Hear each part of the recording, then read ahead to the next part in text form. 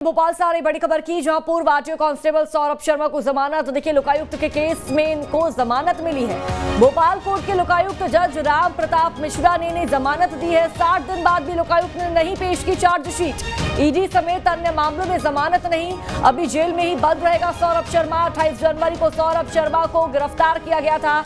ये बड़ी जानकारी, बड़ी खबर अब तक साझा कर दे तो भोपाल से ये बड़ा अपडेट सामने आ रहा है, जहां 60 दिन बाद भी लोकायुक्त ने चार्जशीट पेश नहीं की।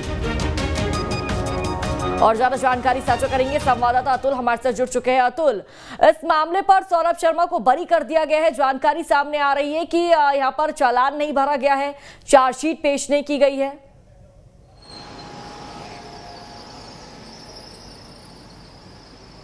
देखिए, बिल्कुल इशिका, जिस तरीके से हम देख रहे हैं कि मध्य प्रदेश का हाई प्रोफाइल मामला है सौरभ शर्मा केस कांड, और उसमें लोकायुक्त में भी प्रकरण दर्ज किया गया था जिसमें उन्हें जमानत दे दी गई है।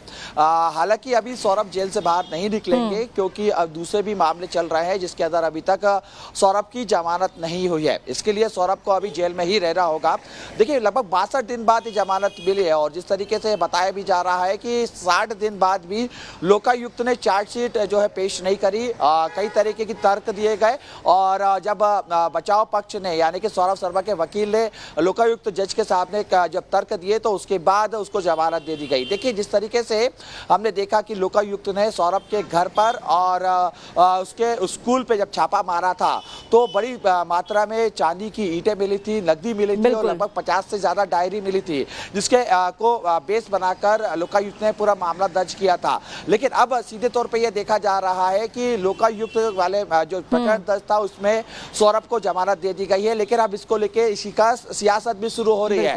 कांग्रेस आज इसको लेकर प्रदर्शन करने जा रही है। राजधानी भोपाल में इस पर प्रदर्शन होगा, और आरोप सीधा यह है कि प्रदेश सरकार बचाने की कोशिश कर रही है। बहरहाल इतना हाई प्रोफाइल मामला था, और जब तक सौरभ फरार रहा और उसके बाद जब उसने पेश किया तो तमाम जांच एजेंसियां उसको पकड़ नहीं पाई, और खुद जाके सरेंडर किया, और अब इतने ही कम समय में उसको जमानत मिल गई है। एक बड़ा सवाल तो उठ रहा है बहरहाल। लेकिन कहीं ना कहीं जिस तरीके से अब ये देख रहे हैं कि अभी चूंकि दूसरी जांच एजेंसी अभी अपना काम कर रही है, उसमें भी मामला दर्ज है, तो ऐसे में सौरभ को फिलहाल अभी जेल में ही रहना होगा। लेकिन कहीं ना कहीं सवाल कई उठ रहे हैं कि आखिर जो इतना बड़ा मामला सामने निकल के आया था, जिसमें खासतौर पर अगर हम देखें तो भोपाल के पास में एक गाड़ी के अंदर करोड़ों रुपए की नकदी और सोना बरामद किया गया था। न केवल लोकायुक्त ने घर पर जब छापा मारा तो बड़ी संख्या में नकदी भी मिली थी, और उसके बावजूद अगर इस तरीके से अगर सौरभ को जमानत मिल रही है तो विपक्ष कई प्रकार के सवाल उठा रहा है, और सवाल उठाना लाजमी भी है कि आखिर जमानत इतनी जल्दी कैसे मिली, और अगर जो तर्क दिया गया कि तर्क के हिसाब से उसको जमानत दी गई तो आने वाले समय में बिल्कुल अतुल, कांग्रेस का सवाल उठाना लाजमी है क्योंकि लोकायुक्त द्वारा काफी ताबड़तोड़ एक्शन लिए गए थे सौरभ शर्मा के खिलाफ, और अब